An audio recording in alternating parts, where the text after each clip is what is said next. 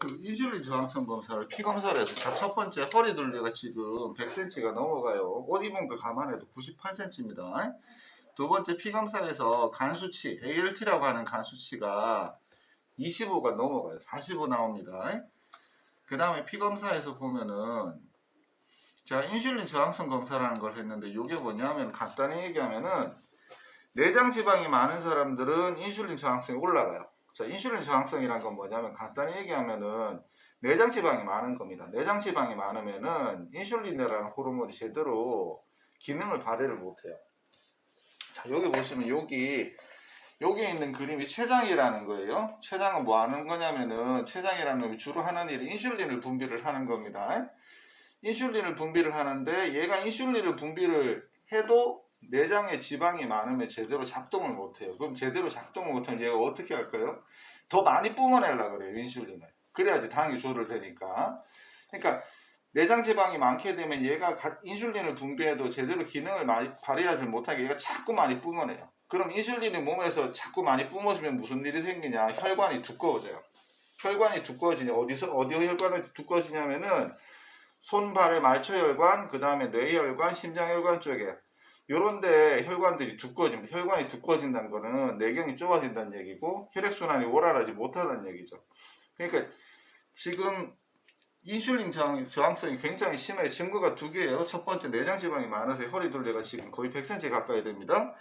두 번째 체중도 지금 많이 나가세요. 그 BMI로 치면 지금 한 29 정도 나오는데 체중을 한 10kg 이상은 좀 줄이셔야 돼요.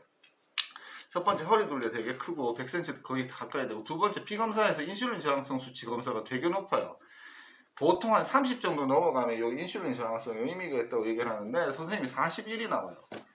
되게 높거든요. 그리고 몸에서 인슐린이 많이 분비되는지 확인하는 검사가 있어요. 원래 인슐린이라는 건 우리 몸에서 빨리 사라져 버립니다. 이게 반감기가 작아가지고 측정하기가 진짜 어려워요. 근데 이 인슐린이 피 속에서 잘 작동하라고 꼬리를 하나 달고 나오거든요. 그게 이름이 C펩타이드라고 하는 그 C펩타이드라고 하는데 그게 인슐린이 사라져도 그 꼬리는 남아있어요. 그 꼬리 남아있기 때문에 그거 측정을 해보면은 아 이게 몸에서 인슐린이 분비가 많이 됐구나 이렇게 알 수가 있는데 선생님 피 검사를 보면은 그 C펩타이드라는 단백질이 되게 많이 나와요 지금.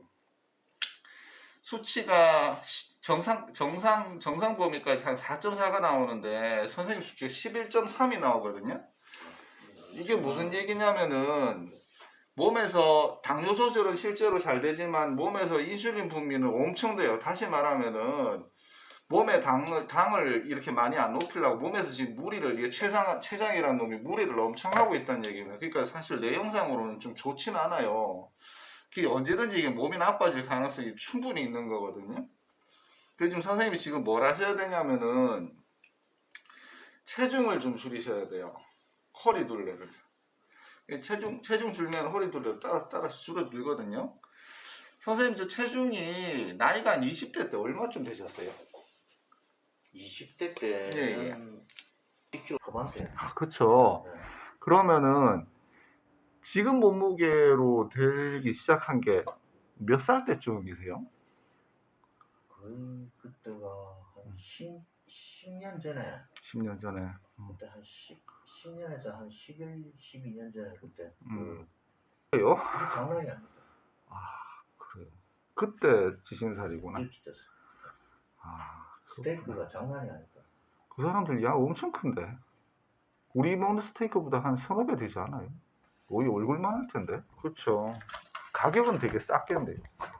달러로. 달러로. 그 대충 달러 얼마쯤 했는데요? 그때는 벌써 꽤 오래돼가지고. 그래요? 아무튼 간에 지금 선생님 문제가 지금 당뇨 조절이 잘 되지만 앞으로 당뇨 조절이 잘 될 것 같지가 않아요. 지금 검사를 보면. 그러니까 지금 신경을 좀 쓰셔야 돼. 지금 이제 여유 있을 때부터 신경을 쓰셔야 되는데 체중을 빼야 되는데 정확히 얘기하면 체중보다는 뱃살을 빼야 돼요. 뱃살을 빼야 되는데 사실 뱃살 빼면 체중도 저절로 빨리 따라오니까 어떡하죠 이거? 허리 둘레를 줄여야 되는데. 매번 여기서 그 일하는 데는 그럼 집에까지 걸어가는데도 매일 버스 안 타거든요. 걸어가는데도 안 돼. 거리가 꽤 되는데도 그렇게 매번 되는데도. 왔다 하는데도 그렇게 하신 지가 얼마나 됐어요? 벌써 한 몇 달 됐죠. 몇 달. 그때도 벌써 그 했으니까. 몇 달 갖고는 안 되고요. 이게 사실은 걷는 것만 가지고는 좀 부족하거든요. 그리고 사실은 이게 살을 운동으로 빼려면은요, 하루에 10.3kg 이상 걸어야 돼요. 운동으로 살을 빼려면. 거리는 좀 있다고 보는데. 아, 그래, 한 왔다 10.3kg 될까요, 한번? 예, 그 이상 될까요? 좀 되려나. 그래. 하여튼, 일단은 기본적으로 10.3kg 정도를 이상을 걸어야지 살이 빠져요. 그 밑으로는 다 그냥 유지만 하는 거거든요. 근데 어찌됐든 지금 몇 달 되셨다니까, 그거 계속 꾸준히 하시고요. 제일 중요한 건 사실은 먹는 거거든요. 근데 다이어트제 이렇게 나오던데. 네. 그건 효과 없죠. 거짓말이죠. 뭐 하면 뭐 뺐다 뭐 말도 별로- 안 하게 뭐 10몇 킬로 뺐다 뭐 이런 얘기 있던데. 별로 안 권해드리고 싶고요. 네. 그리고 좀 믿을만한 거는 지금 너무 비싸요. 요즘 왜 위고비니 뭐니 이런 거 얘기하잖아요. 나오는데 너무 비싸고요. 그리고 그것도 끊으면 다시 돌아와요. 그럼 이거 문제는 이제 기본적인 이게 기초 대사량을 높여놔야 되거든요. 무슨 얘기냐면은 같은 거리를 움직여도 왜 연비가 좋은 차는 기름 많이 쓰잖아요. 그죠? 그것처럼 같은 거리를 움직여도 에너지가 많이 쓰이게 하는 그런 몸으로 만들어 놔야 돼요. 차로 치면 연비가 나빠지는 몸으로 만들어야 되거든요. 저도 이게 비만 때문에 네, 지방 가지고 있죠. 문제고. 먹는 거 좀 어떠세요? 저녁에 좀 많이 드시는 편이에요? 네, 그게 좀 문제예요. 그걸 아예 안 그래요? 먹는데 몇 시쯤 주무세요? 잠을 좀 네, 할 때는 조금 늦게 자고. 이렇게 자고.